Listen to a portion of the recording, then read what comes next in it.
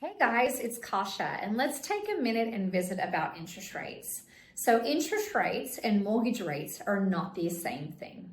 A drop in interest rates does sometimes impact mortgage rates, but more than likely, mortgage rates would have adjusted in anticipation of interest rates dropping.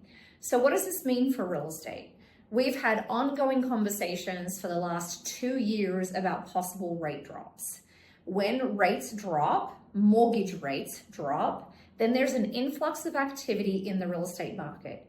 If you are a buyer that's been sitting on the sidelines waiting for rates to drop in the hopes of entering the market and buying a home, waiting may not serve you. Why? Because when mortgage rates drop and more buyers enter the market, prices for real estate tend to go up because it creates a very competitive situation. More buyers looking at the same properties means properties will sell for more money.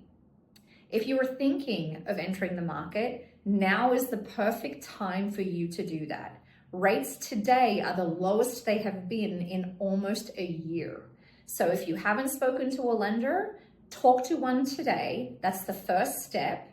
Once you have your pre-qual letter after filling out an application and having your application reviewed with supporting documentation, then you're ready to buy. You know exactly what your budget is, you know exactly what your payment's supposed to be, and you can go out there and pick the best house for the money you qualify for to get under contract on. We hope rates drop. We would love for that to happen in our market, and we anticipate that there may be an adjustment before the end of the year. But the best time to buy a house is always once you qualify.